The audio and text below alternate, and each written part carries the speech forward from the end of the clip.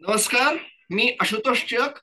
22 जून ते 28 जून 2024 या आठवड्याच्या आर्थिक बातम्या घेऊन तुमच्या समोर हजर झालो आहे. सुरुवात करूया या आठवड्याच्या हेडलाईन्स पासून. मला जर तुम्ही विचारलं की या आठवड्याच्या हेडलाईन्सला एका छोट्याशा शब्दामध्ये असं छोटं करून आम्हाला सांगा शॉर्टमध्ये. सेबी सेबीची बोर्ड मीटिंग होती. सेबीने काही अनालिस्टवर ऍक्शन घेतली. सेबीला काही संशय आले होते की ही लोक करता आहेत, त्यामुळे त्यांचे मोबाईल फोन्स लॅपटॉप्स चेक केले गेले. इन्शुरन्सचा रेग्युलेटर याच्यामध्ये थोडासा येऊन पुढे अजून करून गेला. सरकारला तांदळाचा एक्सपोर्ट बंद करणं आणि गव्हाच्या असलेल्या स्टॉककडे नजर ठेवणं थोडं कठीण झालं. त्याच्या एक हेडलाईन्स याच्या सगळ्यामध्ये होत्या. संजीव भसीन हे नाव मी ऐकलं होतं. थोड्याफार प्रमाणात संशय होता की व्यक्ती अशी असू शकते, पण ते प्रूव्ह झालं. जीएसटी काउन्सिलची मीटिंग झाली मधल्या आठवड्यामध्ये. आणि एक माझ्या जुन्या पॉडकास्टच्या संदर्भातलं असं आहे की जेपी मॉर्गनच्या एका अत्यंत प्रतिष्ठित इंडेक्समध्ये भारताचा समावेश झाला. तशा बाबतीमध्ये आपण बोलणार आहोत. भारताच्या सिमेंट उद्योगामध्ये अदानी आणि कुमार मंगलम बिर्ला यांचं एक फाईट होते आहे आणि त्याचं मैदान आता थोडस साऊथकडे सरकत आहे असं म्हणायला जागा आहे का तेही बघावं लागेल. बीएससीच्या एका सबसिडियरीला सेबीने पार दंड लावून टाकला, त्याच्यावर ऍक्शन घेतली. काय आहे हे नेमकं, अनेक साऱ्या ज्या बातम्या दिसतात त्या आपण बघणार आहोत. याच्यापेक्षाही अधिकच्या बातम्या असतील तर तेही आपण बघणार आहोत. सुरुवात करूया पहिल्या याच्यानुसार. मान्सून 28 जूनच्या याच्यामध्ये काल रात्रीपर्यंत जे मला सापडलं, 28 जूनच्या संध्याकाळपर्यंत ते हे साधारण असं होतं की मागच्या आठवड्यापर्यंत हे सगळं सगळं चालू होतं. आपण ज्या वेळेला बघायला बसलो होतो 21-22 तारखेला, 24 जून पर्यंत हे बऱ्यापैकी चालू होतं. गुजरात आणि महाराष्ट्राच्या किनाऱ्याच्या आसपास पर्यंत मान्सून ऍक्टिव्ह होता. एक आठवड्यामध्ये मान्सूनने जी दौड मारली, पूर्ण गुजरात कॅप्चर झाला, दक्षिण राजस्थान कॅप्चर होऊन हळूहळू पाकिस्तानच्या सीमेपर्यंत तो कव्हर झाला. उत्तर प्रदेशचा मध्यभाग थोड्याफार प्रमाणावर राहिला आहे तेवढाच, परंतु काश्मीर देखील जो नव्हता तो मागच्या काही दिवसामध्ये किंवा मागच्या काही तासांमध्ये काश्मीर कव्हर झालेला आहे. हरियाणाचा भाग बाकी आहे, पंजाब बाकी आहे आणि थोड्याफार प्रमाणावर दिल्ली बाकी आहे. मग आता नेमकं काय होईल की या भागामध्ये मोठ्या प्रमाणावर मध्य प्रदेश, छत्तीसगडचा उत्तर भाग जो बाकी होता, ज्या भागामध्ये मोठ्या प्रमाणावर पाऊस झाला नव्हता, तिथे गहू आणि धान या पिकांची पेरणीचं नेमकं काय होईल, उशिरा होईल का? कारण अशा वेळेला पाऊस मग जो सुरू होतो, उशिरा झाल्या पेरण्यांना हा नंतर झालेला मोठ्या प्रमाणातला पाऊस त्रास देतो. फर्टिलायझरच्या किमतीवरचा परिणाम काय होईल, खतांच्या किमतींवरचा काय परिणाम होईल, शेतांमध्ये लागणारी जी कीटकनाशकांचा असतो त्याच्या कंपन्यांवरचा काय प्रभाव होईल, आणि एकूणच शेतीवर या पावसाचा काय परिणाम होईल, धरणांमध्ये पाण्याचं काय होईल, हा या वेळेचा बघण्याचा एक भाग असेल. आणि त्याच प्रमाणावर भारताची अर्थव्यवस्थेला कशा प्रमाणावर हँडल करेल हे बघण्याचं असेल. कारण शेती हा भारताच्या अर्थव्यवस्थेतला एक मोठा आणि महत्वाचा भाग आहे, याला नाकारता येणार नाही कधीच. पुढच्या भागात चलूया. आणि एक्झॅक्टली तेच, मुडीज वॉर्न्स मान्सून वूज कुड थ्रेटन इंडियाज क्रेडिट रेटिंग. मागच्या काही 1-2 वर्षामध्ये असे प्रसंग आले की ज्या वेळेला भारताची अर्थव्यवस्था ही पूर्णतः शेतीवर अवलंबून होती. कोरोनाच्या काळामध्ये इंडस्ट्री ठिकाणावर नव्हती, सर्व्हिस सेक्टर ठिकाणावर नव्हता, आणि त्याचा मोठा फटका भारताच्या जीडीपीच्या ग्रोथला बसला होता. त्यावेळेला फक्त आणि फक्त शेतीनी भारताला सावरलं होतं असं म्हणायला खूप मोठी जागा आहे. मग नेमकं या सगळ्याच्या वेळेला वॉटर वूज, इकॉनॉमी वूज, जो सेकंड पॉइंट आहे तो फार महत्वाचा आहे की India heavily relies on monsoon rains to replenish its water reserves, crucial for agriculture, industry and households. A weak monsoon can lead to water shortages, impacting agricultural production and industrial output. हे मुडीचं म्हणणं आहे की जर याला परिणाम झाला तर तुमचं क्रेडिट रेटिंग घटू शकतं. ऍज पर मुडीज आपण डिफॉल्टचे असे फक्त एक नॉच वरती आहोत. पाऊस जर खराब झाला तर भारताचं बजेट गडबडू शकतं. आणि आता जेपी मॉर्गनच्या एका अत्यंत प्रतिष्ठित इंडेक्समध्ये भारताचा समावेश झाला असल्याने आता तर भारताच्या कर्जरोख्यांवर जगभरातल्या अत्यंत क्रुएल म्हणवल्या जाणाऱ्या बॉन्ड इन्व्हेस्टर्सचं फार बारकाईने लक्ष आहे असं म्हणायला जागा आहे. नेमकं त्याच्या बाबतीमध्ये काय चालू असणार आहे आपण बघणार आहोत. बघूया पुढच्या याच्यामध्ये. Long term threat. The report also emphasises the long term threat that posed by climate change, increasing frequency and severity of extreme weather events, including drought and floods, could exacerbate water scarcity issues in India. अधिक ज्यांना वाचायचं असेल ते वाचू शकतात. पण लक्षात घेण्याची गोष्ट ही आहे की भारतामध्ये मान्सून हा एक मोठ्या प्रमाणावर पाण्याचा भाग असतो. शेती त्याच्यावर अवलंबून असते, इंडस्ट्री त्याच्यावर अवलंबून असते. आणि याचा जर फटका बसला तर जीडीपीला बसणारा फटका हा कम्प्लिटली ऍक्सेप्टेड करावाच लागतो. आणि ज्यावेळेला तुम्ही हायलाइट मध्ये येतात, तुम्ही लाईमलाईट मध्ये येतात, त्यावेळेला तर तुम्हाला याची काळजी जास्त करावी लागते. पुढच्या याच्यात चालूया.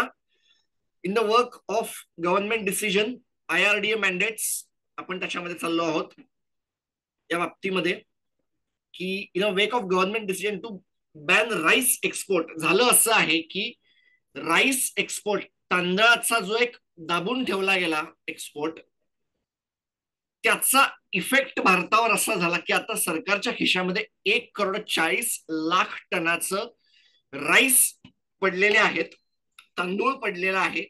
ते साठवून ठेवण्याचा खर्च मोठा झालेला आहे. आणि याचा एक कुठेतरी याला बाहेर गेला पाहिजे म्हणून सरकारचं असं म्हणणं आहे की मनरेगामध्ये, महात्मा गांधी नरेगाच्या सगळ्या स्कीम्स मध्ये पार्ट पेमेंट म्हणून तांदूळ द्यायचा, पार्ट कॅश पार्ट तांदूळ. मॅटर असा आहे की भारतातले सगळे लोक तांदूळ खात नाहीत, भात खात नाहीत. साऊथ इंडियामध्ये भात खाल्ला जातो, राईस होतो. परंतु तुम्ही जर तांदळामध्ये पेमेंट करायला बिहारमध्ये सुरुवात केली तर नाही होणार, हरियाणामध्ये सुरुवात केली तर नाही होणार, पश्चिम बंगालमधले पण काही जण कदाचित खातील, पण किती, हा एक मॅटर आहे. आणि असं आहे की पश्चिम बंगालमध्ये मोठ्या प्रमाणावर नरेगाचे पेमेंट्स थांबले आहेत. या बाबतीमध्ये तिथल्या मुख्यमंत्री बाई पंतप्रधानांना भरपूर वेळा लेटर लिहित असतात. हा एक मोठा मॅटर होऊन बसला आहे त्या राज्यातला. याच्यामुळे हे होईल का, मग राईसचा एक्सपोर्ट, तांदळाचा थांबलेला जो एक्सपोर्ट आहे तो चालू होईल का, हा एक मॅटर आहे. कारण सरकारला नवीन येणारा तांदूळ कुठेतरी भरून ठेवावा लागणार आहे, स्टोरेज कुठेतरी रिकामे करावे लागणार आहेत. कसं काय करायचं, दॅट्स द हायलाइट. पुढच्या चालूया. IRDA mandates branch network expansion. बातमी एकदम साध्या भाषेत जर मला समजून सांगायची असेल तर असं आहे की IRDAचं म्हणणं, तुम्ही शहरांमध्ये ऑनलाईन मध्ये डिजिटल मध्ये इन्शुरन्स विकू शकता, व्हेरी गुड, आम्ही टाळ्या वाजवतो तुमच्यासाठी. परंतु ऑनलाईन मध्ये इन्शुरन्स विकणं हे खेड्यांमध्ये शक्य नाही.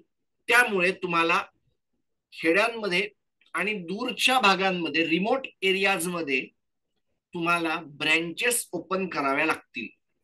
की आजपर्यंत आपण जे बघत होतो, पॉलिसी बाजारवर जाऊन तुम्ही खरेदी करू शकत होतात, कंपनीचे येणाऱ्या जाहिराती असायच्या, त्यांचे एजंट्स असायचे, त्याच्यामधून विकलं जायचं. पण आता खेड्यांमध्ये किंवा अत्यंत दूरच्या भागांमध्ये, डोंगराळ भागांमध्ये देखील लोकांना ब्रँचेस ओपन कराव्या लागणार आहेत इन्शुरन्सच्या.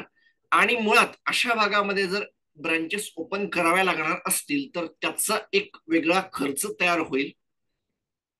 भारत सरकारच्या 3 जनरल इन्शुरन्सच्या कंपन्यांची अवस्था फारशी चांगली नाही. मुळात त्यांनाच यावेळेला बजेटमधून पैसा देण्याची आहे का गरज.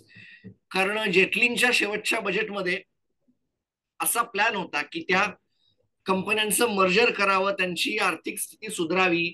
नंतरचा एक प्लॅन झाला की LIC ला त्यांचा हेल्थ इन्शुरन्सचा बिझनेस विकून टाकावा, त्या प्रमाणात तरी त्यांना कॅश मिळेल.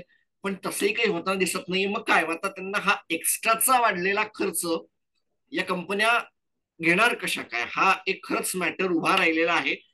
आणि IRDAचा एक अत्यंत उत्तम प्लॅन आहे, परंतु कंपन्यांच्या साईडने आणि IRDAच्या साईडने याचे दोन वेगवेगळे ऍस्पेक्ट उभे राहत आहेत असं मला म्हणायला एक जागा आहे. नेमकं काय होईल आणि खाजगी कंपन्या या सगळ्याकडे कशा रीतीने बघतील. काही कंपन्या त्यांचा बिझनेस विकायला बसल्या आहेत, काही कंपन्या ग्रो करायला बसल्या आहेत. मग ICICI लॉम्बार्ड सारख्या कंपन्या किंवा ICICI प्रुडेन्शियल सारख्या कंपन्या ह्या काय दोन वेगळ्या म्हणायच्या का एकच म्हणायची, का एका मोठ्या दुकानामध्ये ते दोन वेगळ्या टेबल थाटून बसतील म्हणायचं, का ICICI बँकेच्या ब्रँचमध्ये त्यांना एक वेगळा भाग दिला जाईल, नेमकं काय आहे काय. कारण LIC सारखी एक मोठी कंपनी त्यांचे स्वतःचे ब्रांचेस घेऊन चालवू शकते, त्यासाठी अत्यंत आनंद. परंतु बाकीच्यांचं काय, त्यांचा खर्च कसा मॅनेज करणार, आणि हा एक्स्ट्राचा आलेला खर्च हा कुठेतरी माझ्यासारख्या माणसाकडूनच प्रीमियम मधून कलेक्ट केला जाणार आहे, त्याचं काय. मग इन्शुरन्स अजून महाग होणार का, हा एक बघावं लागण्याची गरज आहे. ज्यांना वाचायचं आहे ते वाचू शकतात व्हिडिओ स्टॉप करून. चलूया पुढच्या स्लाइडकडे आणि बघूया नेमकं काय चालू आहे. Quant was running on front, ही खरं तर माझ्या पहिल्या याची स्लाइड असायला पाहिजे होती, परंतु मी असा विचार केला की भारतामध्ये राहायचं असेल तर मान्सूनला महत्व दिलंच पाहिजे, आणि म्हणून मान्सूनची स्लाइड मी पहिली घेतली. आता या आठवड्याची सगळ्यात मोठी हेडलाईन्स हायलाइट साध्या भाषेत बघूया.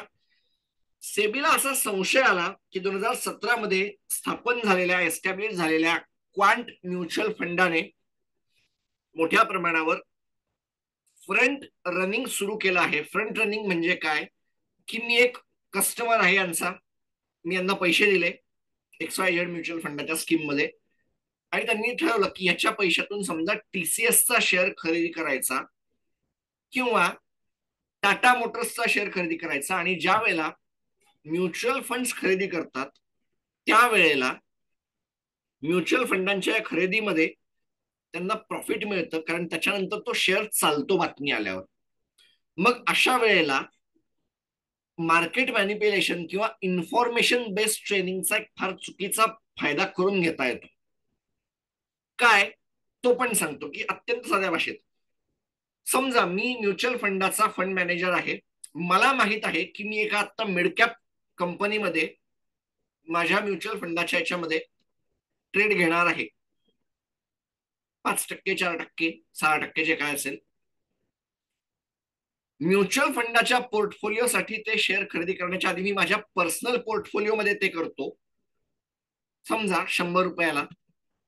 म्युच्युअल फंडाच्या पोर्टफोलिओमध्ये मोठ्या प्रमाणात काही हजारात किंवा काही कंपन्यांमध्ये लाख 2 लाख शेअर मी खरेदी करायला जातो, त्याच्यामुळे त्याचा भाव वाढतो, व्हॉल्यूम वाढली, त्याच्यामुळे प्राइस पण वाढली, आणि त्या वाढलेल्या प्राइसचा फायदा ऍबनॉर्मल प्रॉफिट घेऊन मी करून टाकतो, संपलं.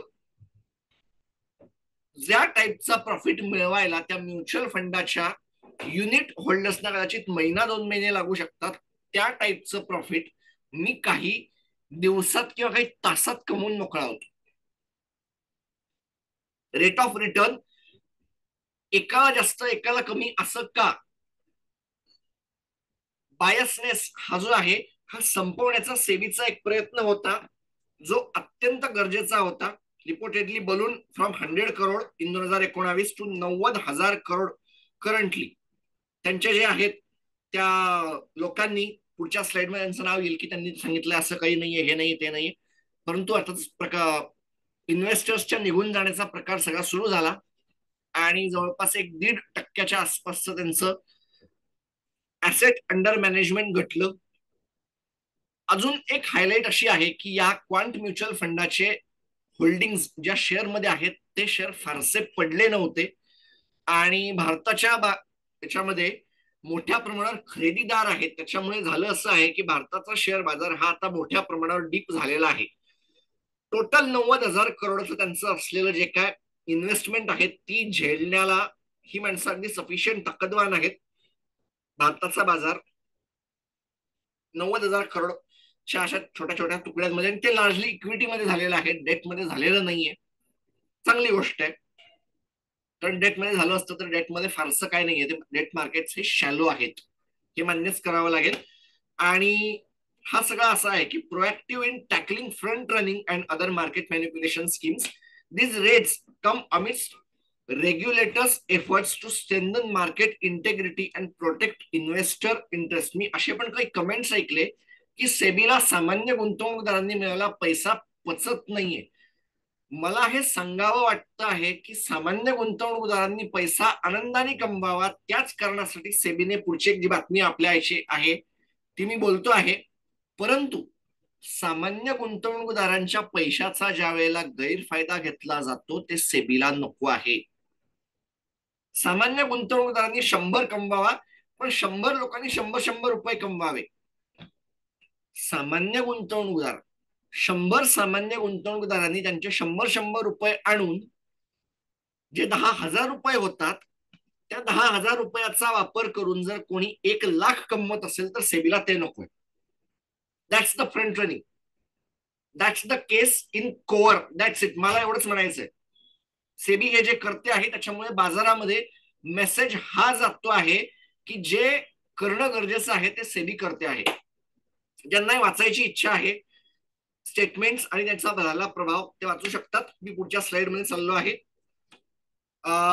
काय झालं, SEBI probes farmer IIFL securities consultant Sanjeev Bhasin for allied market manipulation. IIFL security, IIFL gold loan वर अजून एक ठपका.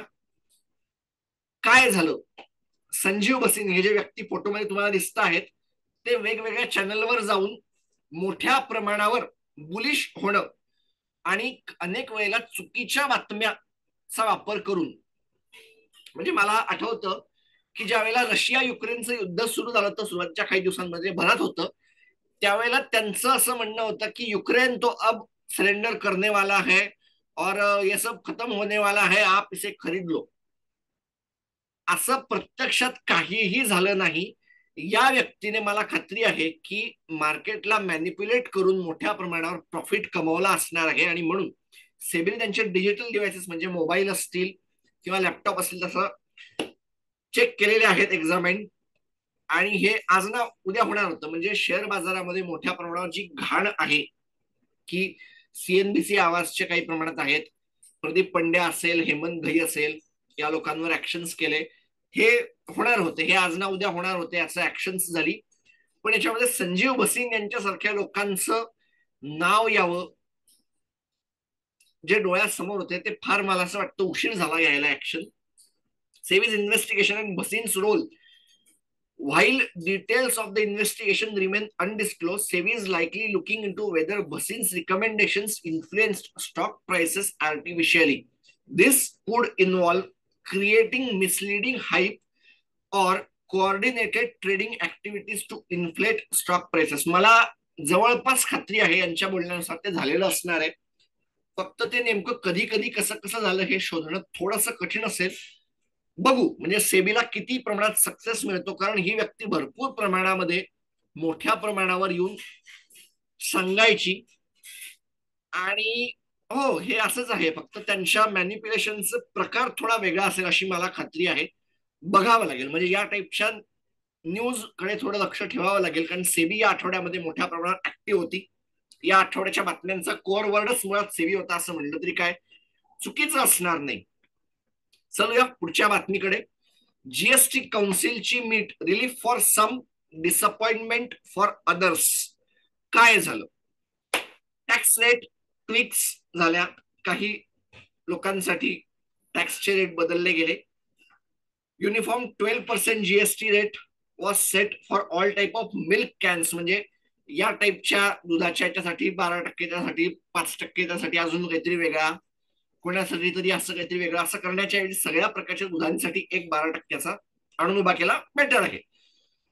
कॉम्बॅटिंग फेक इनव्हॉइसेसच्या बाबतीमध्ये सुरू झालं आणि त्या कॉम्बॅटिंग फेक इनव्हॉइसेस मध्ये अनेकांचं असं म्हणणं आहे की आता लायसन्स इन्स्पेक्टर राज परत एकदा सुरू होईल का, बायोमेट्रिकचं सगळं होईल का, मुळात तुमच्या या सगळ्या गोष्टी परत एकदा चेकिंगसाठी लोक येणं तुमच्या दुकानावर चालू होईल का, याचा त्रास बिझनेसेसला होईल का, असं हे सगळ्या गोष्टी झालेल्या आहेत. काय म्हणजे आता याच्यामध्ये या सगळ्या गोष्टी आहेत, पण जी महत्वाची बातमी आहे ती पुढच्या स्लाइड मध्ये आहे. इनपुट टॅक्स क्रेडिट हा जीएसटीच्या सगळ्या सिच्युएशन मध्ये एक महत्वाचा हायलाइट आहे. कारण पेट्रोलला जर तुमच्या जीएसटी मध्ये आणायचं असेल तर कसं आणायचं? कारण मॅन्युफॅक्चरिंग मध्ये अनेक साऱ्या उद्योगधंद्यांमध्ये पेट्रोल हे डायरेक्टली किंवा इनडायरेक्टली वापरलं जातं. मग त्या पेट्रोलवर इतका जीएसटी आम्ही भरला असं दाखवून जर उद्योगधंदीवाली माणसं ते इनपुट टॅक्स क्रेडिट दाखवायला जात असतील तर सरकारचं टॅक्स कलेक्शन कुठे कुठे घटेल आणि मग तो घटल्यामुळे सरकारला राज्य सरकारांच्या खिशातून गेलेला रेव्हेन्यू दिसेल, केंद्र सरकारकडे मोठ्या प्रमाणात रेव्हेन्यू कलेक्ट व्हायला सुरुवात होईल.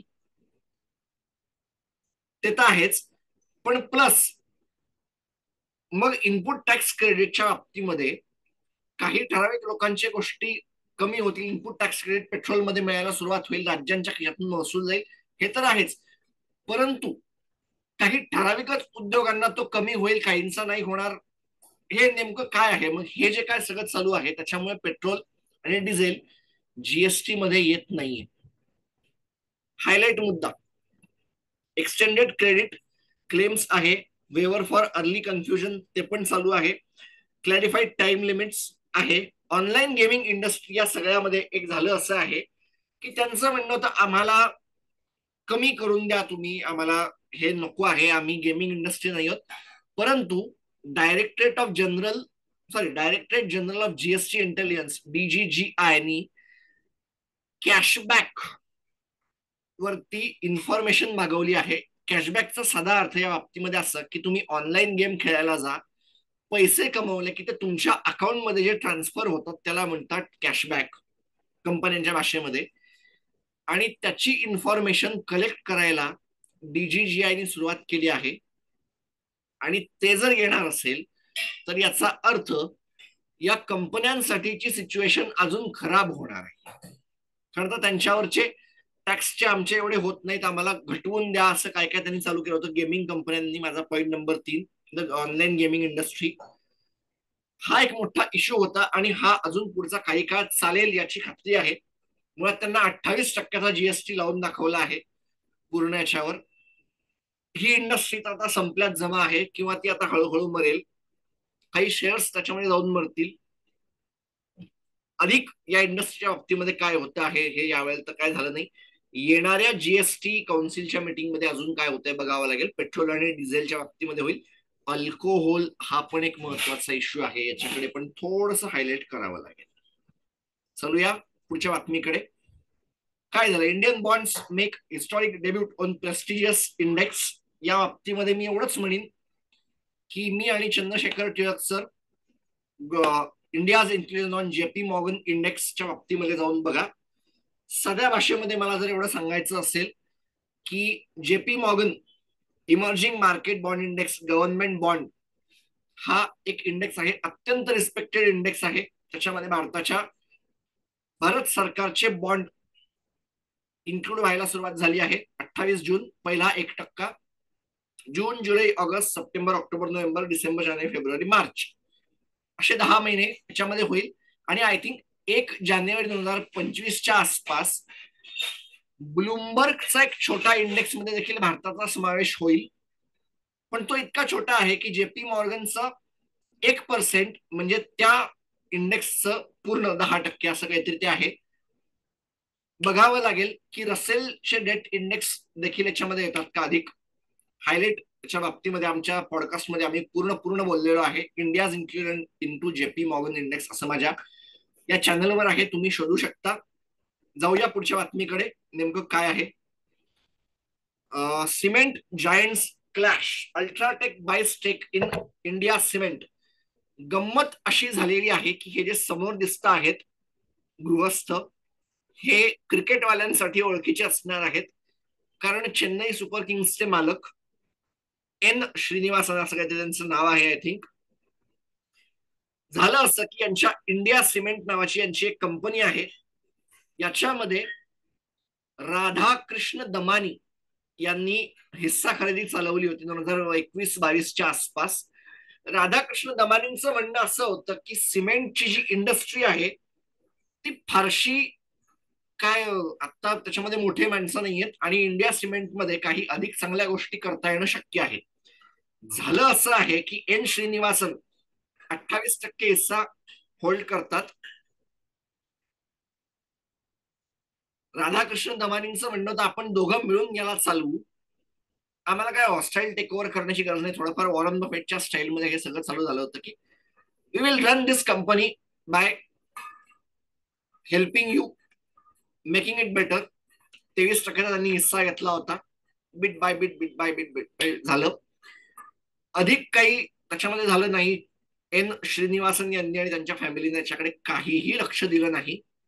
त्याच्यामुळे अधिक काही होत नाही. मुळात किती दिवस बसावं लागेल, काहीतरी आपला कॅश बाहेर काढून घ्यावं लागेल, म्हणून राधाकृष्ण दमानींनी हा अल्ट्राटेकला विकून टाकला.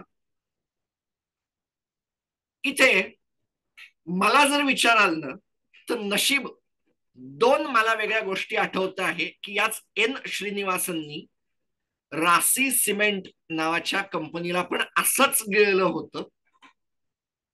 इंडिया सिमेंट एकेकाळी त्यांचा जे काय एक लीड होता तो यांनी असाच मिळवला होता.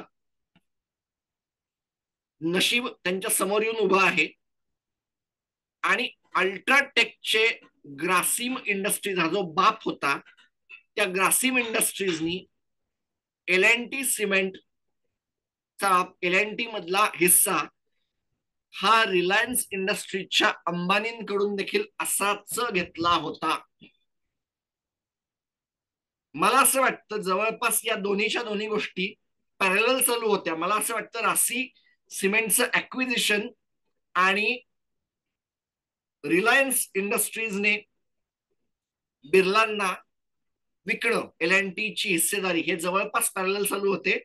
नशीब या दोन लोकांना पण एकदा समोरासमोर घेऊन आलेलं आहे. असं म्हणतात की क्रिकेट ही ज्यांची जान आहे पण सिमेंट ये जिसका धडकता हुआ दिल है त्या एन श्रीनिवासन यांच्या समोर आता हॉस्टाईल टेक ओव्हरचा अटेम्प्ट येऊन बसला आहे. कारण 23% is UltraTech, 28% is an Srinivasan. नेमकं काय होणार आहे? अपनी कुर्सी की पेटी बांध लीजिए मौसम बिघडने वाला है एवढंच म्हणीन आणि पुढच्या स्लाइड कडे निघायला सुरुवात करीन मी. आणि बघूया की पुढच्या बातमीमध्ये अधिक काय आहे. Indian clearing corporation a subsidiary of Bombay Stock Exchange has been in the news recently for receiving a show cause notice from Securities and Exchange Board of India regarding interoperability issues. SEBI takes action on interoperability. Market regulator in India has regulations mandating interoperability between clearing corporations. म्हणजे तुम्हाला याच्याकडे जायचं त्याच्याकडे जायचं इंटरऑपरेटिबिलिटी जी काय असेल ते करणं आहे. त्याच्यामध्ये काही रूल्स आहेत ते फॉलो करावे लागतील. झालं असं की या ICCने काही रूल्स फॉलो केले नाहीत असं त्यांच्यावर ठपका आहे. आय थिंक 8.5 करोडच्या आसपासचा दंड लावला आहे आणि त्यांनी त्याच्यामध्ये काय केलेलं नाहीये ट्रान्सफर बिटवीन डिफरंट डिपॉझिटरीज इकडे तिकडे. This is crucial for promoting market efficiency and reducing settlement risk. The details साध्या भाषेत सांगू का की NSDLचं काम CDSL ला करणं, CDSLचं काम NSDL ला करण्याच्या मध्ये काही अंशी घोळ झाले. ज्या गोष्टी इकडे होणं गरजेचं होतं त्या तिकडे झाल्या असं त्याला साध्या भाषेत समजून सांगता येईल. इंटरऑपरेटिबिलिटी याचं काम त्याने केलं, त्याचं काम याने केलं. हे बेटर करता आलं असतं. काही बाबतीमध्ये चुका झाल्या. 8.5 करोडचा दंड. ICCचं म्हणणं की ठीक आहे आम्ही ते मान्य केलं आणि आम्ही दंड भरायला तयार आहोत अशी ती बातमी आहे. That's it. पुढच्या बातमीकडे जाऊया. सेबी बोर्ड मीटिंग हायलाइट या आठवड्याची मोठी news. Board likely discussed other topics. Official press release haven't been made public yet. म्हणजे काय आहे 27 तारखेला फिन इन्फ्लुएन्सर्सच्या बाबतीमध्ये झालं असं की मोठ्या म्युच्युअल फंड असतात, बँका असतात, ब्रोकर्स असतात, त्यांना investor education and protection fund म्हणून एक फंड असतो याच्यावर त्यांना खर्च करावा लागतो. मागच्या 2 वर्षामध्ये झालं असं होतं की हा पैसा काही फिन इन्फ्लुएन्सर्सवर इंस्टाग्राम असेल, युट्यूब असेल, ट्विटर असेल याच्या बाबतीमध्ये काही लोकांना पैसा दिला जायचा आणि सांगितलं जायचं की तुम्ही करा, तुमच्या याच्यामध्ये तुम्हाला भरपूर सारे सबस्क्रायबर आहेत त्यांचं फायदा होईल किंवा त्यांना एज्युकेशन दिलं जाईल. या लोकांनी चुकीच्या गोष्टी करायला सुरुवात केली. काही बाबतीमध्ये त्यांनी स्वतःचा काय म्हणणार त्याला की स्वतःच्या त्यातून प्रॉफिट कमवायला सुरुवात केली. ट्रेडच्या गोष्टी सांगायला सुरुवात केली. त्या सगळ्याचा फायदा घ्यायला सुरुवात केली. मुळात एका अर्थाने ते मिळत आहे. सेबीने याला तोडायचं ठरवलं आणि त्याच्यामध्ये ऍक्शन घ्यायला सुरुवात केली. Master circular for mutual fund आहेत. पुढच्या अजून काही स्लाइड मध्ये आपण बघणारच आहोत काय नेमकं चालू आहे. In a move designed to protect investors, Exchange Board of India announced strict regulations for financial influencers. ही बातमी तुम्हाला हायलाइट आहे. आरबीआयने त्याच्या बाबतीमध्ये पण टाकून ठेवलेलं आहे. आणि काही मोठ्या फिन इन्फ्लुएन्सर्सवर केलं. संजीव बसीन यांच्यावरची कारवाई पण त्याच्याप्रमाणे म्हणता येईल. आणि फ्युचर्स अँड ऑप्शन्सचे एका अर्थाने स्वतःला बाप म्हणवणारे, बाप ऑफ चार्ट म्हणवणाऱ्या काही लोकांवर सेबीने घेतलेली ऍक्शन ही त्याची सुरुवात होती. मला सांगायला अत्यंत आनंद वाटतो की मी रजिस्टर्ड आहे. माझे तुम्हाला जर नंबर बघायचे असेल तर या व्हिडिओच्या सुरुवातीच्या पहिल्या स्लाइड मध्ये तुम्हाला माझा नंबर ARN नंबर सापडू शकतो. चलूया पुढच्या स्लाइडला. Curbing misleading information, the rise of influencers on social media platforms has raised concern about the potential for misleading and manipulation of the market. SEBI's new regulations aims to ensure that financial advice offered online is credible and comes from a qualified sources. What does it mean for you? मला वाचायचं असेल तुम्ही वाचू शकता. पुढच्या स्लाइडकडे आपण चलूया. Spectrum option झाला. 11,340 करोड रुपये झाला, पण त्यात फार काय मिळालं नाही. अगेन्स्ट रिझर्व्ह प्राइस 96,000 करोड मिळालं. फारसं काही नाही. 10% आसपास मिळालं. थोडस वरचं काही गोष्टी मिळाल्या सरकारला. Third lowest revenue haul since auction began 2010. Lowest demand Airtel leads the way. आणि याच्यापेक्षाही मोठी गोष्ट म्हणजे मी बोलतो आहे त्यावेळेला भारती एअरटेल, रिलायन्स जिओ आणि वोडाफोन आयडिया तिघांनी त्यांचे रेट हाईक करून टाकले आहेत. टॅरिफ हाईक झालेले आहेत. 10% ते 25% पर्यंतच्या याच्यामध्ये आहेत. हो, 300 रुपयाचा अरपू भारती एअरटेलने आय थिंक अचीव्ह केलेला आहे. 200च्या अरपूला रिलायन्स जिओ पोहोचेल. म्हणजे तुम्ही अरपूचा अर्थ की तुम्ही जर आतापर्यंत तुमचा जो काय खर्च होता, तुम्ही जर जिओ असेल तर तुम्हाला आता अराउंड 200 रुपये पर महिना काहीतरी लागेल साधारण. एअरटेल असेल तर 300च्या थोडस तुम्हाला वर जावं लागेल. पण वोडाफोन आयडिया असाल तर अजूनही काही बाबतीमध्ये तुमचा ऍव्हरेज खर्च हा 150 ते 150-200च्या आसपास जाईल. 200 लाखाची तुम्ही टच व्हाल. वोडाफोन आयडिया मोठ्या प्रमाणात खर्च करते आहे त्यांच्या स्पेक्ट्रमला. चर्निंग होईल की नाही माहित नाही. आणि मुळात ही माणसं जिवंत राहतील का हा एक मॅटर आहे. 5G करायला त्यांनी सुरुवात केली आहे. इज अ बिग टाळ्या. जिवंत राहावे, नाहीतर डिओपॉली सुरू झाली की फार मोठ्या प्रमाणात त्रासदायक सुरुवात होते. आणि जगभरातल्या अनेक मोठ्या बाजारांमध्ये 3 कंपन्या आहेत. भारतासारख्या बाजारामध्ये तर 4 किंवा 5 कंपन्या राहायला हव्या. बघूया अधिक काय सापडतं. पुढच्या बातमीकडे जाऊया. Central government impose a stock holding limit on wheat to check on hoarding till 31 March 2025. अगदी साध्या भाषेत सांगायचं तर भारतामध्ये गहू हा त्याच्या काळामध्ये, पेरणीच्या काळामध्ये फारसा झाला नाही. एल निनोचा फटका बसला होता. त्याच्यामुळे सरकारला मोठ्या प्रमाणात गव्हाची खरेदी देखील करता आली नाही. त्यामुळे सरकारला असा अंदाज आहे की मोठ्या प्रमाणाची भाववाढ आणि साठेबाजी होते. आणि ते होऊ नये म्हणून पहिल्यांदाच काही रिटेल चेन्स मध्ये पण ते येऊन पडलं आहे. पहिल्यांदा हायलाइट का? कारण जर मी डीमार्टच्या बाबतीत विचार करणार असेल तर डीमार्टच्या सगळ्या चेन्स मिळून अगदी गंमत म्हणून 100-200 टनाचं गहू तर अगदी गंमत म्हणून होल्ड करू शकतात. त्याची जास्त रिलायन्स रिटेल चेन म्हणून करू शकतात. कपॅसिटीमध्ये त्यांची काही मोठी कोठार. आतापर्यंत झालं असं आहे की जसं भारताच्या जीडीपी मध्ये एक फरक येतो आहे, या रिटेल चेन्स मोठ्या प्रमाणावर आता विक्रीसाठी तयार बसत आहेत. आणि ज्या वेळेला आपण आता ग्रोफर्स किंवा ब्लिंकिटच्या सारख्या गोष्टी बोलतो आहोत, मला खात्री आहे की आज ना उद्या ही माणसं त्यांचे स्वतःचे स्टोरेज उभारतील, ज्यामधून त्यांना हे क्विक डिलिव्हरी किंवा क्विक रिस्पॉन्स करता येईल. भारत सरकारने त्याच्या बाबतीमध्ये महत्वाची ऍक्शन घेऊन हे चालू केलं आहे की big chain retailers, wholesaler retailer तर होतेच, प्रोसेसर देखील होते. म्हणजे ज्यांना बिस्किट बनवायची आहेत, ज्यांना ब्रेड आणि पाव बनवायचे आहेत, त्यांनी स्टोअर केला त्यांच्या दररोजच्या किंवा महिन्याच्या गरजेच्या 40-50% ऍक्सेप्टेबल आहे.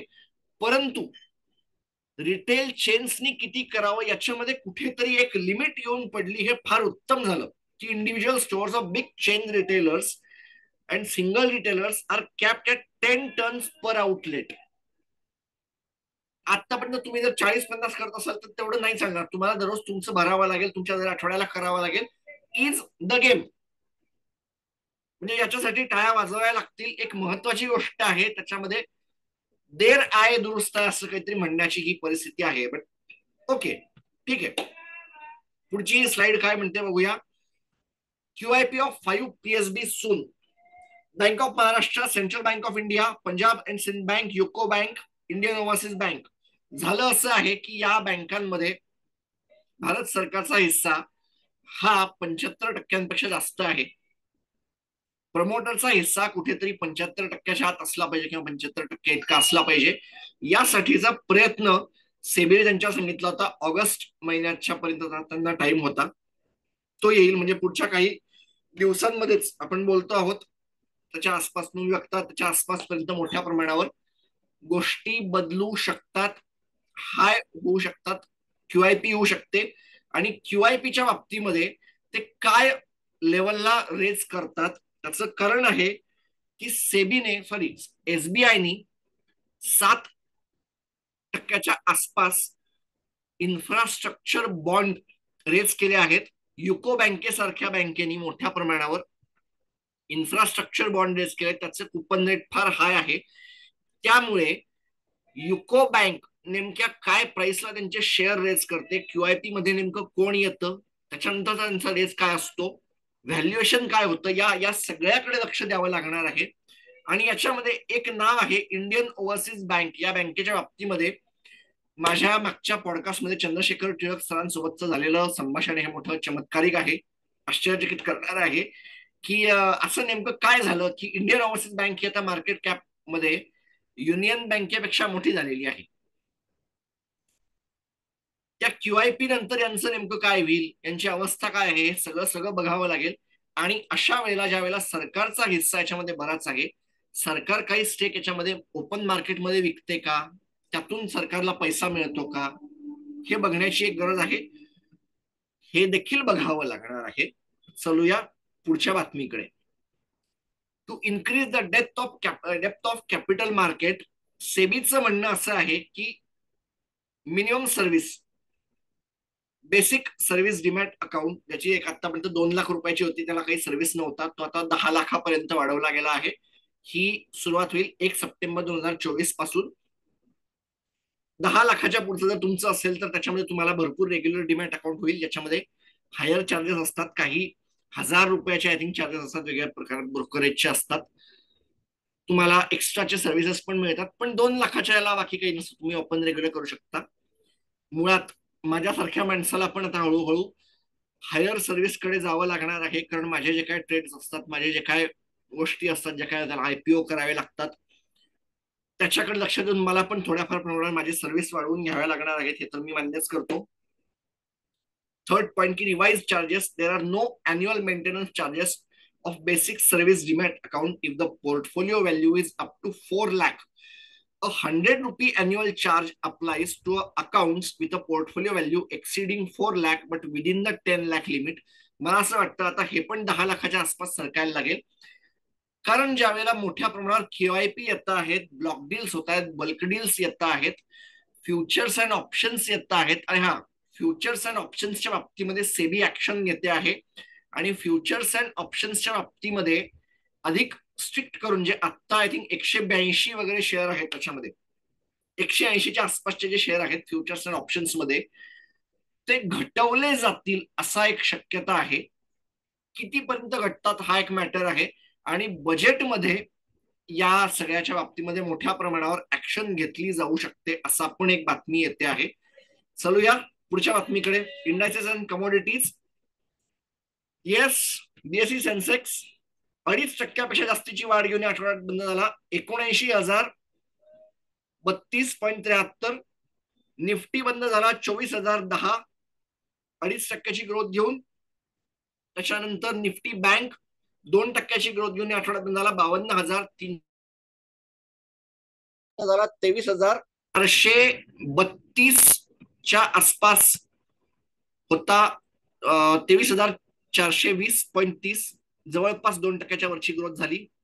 आणि त्याच्यानंतर S&P BSE mid cap 46,158.35 growth होता. S&P BSE स्मॉल कॅप 52,130.41, जवळपास फ्लॅटच होता ओव्हरऑल असं म्हणावं लागेल. त्याच्यानंतर अमेरिकेचे बाजार शेवटच्या काही दिवसांमध्ये त्यांनी जे नाचानाची करून दाखवली, त्याच्यामध्ये कारण असं म्हणावं लागेल की त्यांच्यामध्ये डिबेट झाल्या त्यांच्या राष्ट्राध्यक्षपदाच्या उमेदवारांच्या, आणि त्याच्यामध्ये जे काय समोर आलं की अरे देवा, आपल्याला यांच्यामधून निवडायचं आहे का, असं काहीतरी सिच्युएशन तयार झाली. नेमकं कोण असणार आहे, दोघांच्याही गोंधळ, दोघांचीही गोंधळ. त्याच्यामध्ये S&P 500 खालती आला, नाही तर बऱ्यापैकी हाय ला जाऊन पोहोचला होता. डाउ जोन्स इंडस्ट्रियल ऍव्हरेज बऱ्यापैकी फ्लॅट होता, पाऊण% आसपास खालती आला. नॅसडॅक कॉम्पोजिट 17,732, 1/3% वाढ होऊन बंद झाला. त्याच्यानंतर जर्मन इंडेक्स हिरव्यात होते, 18,235.45 0.30%च्या आसपासची ग्रोथ घेऊन ते बंद झाले.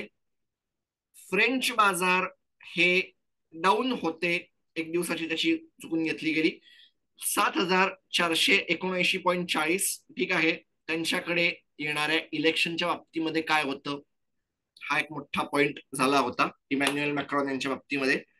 आणि या लोकांच्या बाबतीमध्ये तर असं म्हणावं लागेल की त्यांचे लाडके पंतप्रधान ऋषी सुनक यांनी आता त्यांच्या पराभवाच्या नंतरचं भाषण लिहायला काढली सुरुवाती केल्या तरी आश्चर्य नाही, कारण सरकार बदलतं आहे आणि लेबरचं सरकार जर येणार असेल तर बाजाराच्या बाबतीमध्ये त्यांचा नेमका ऍक्शन काय असेल वगैरे वगैरे वगैरे. 8,164.12, जवळपास 1%ची घट घेऊन बंद झाला.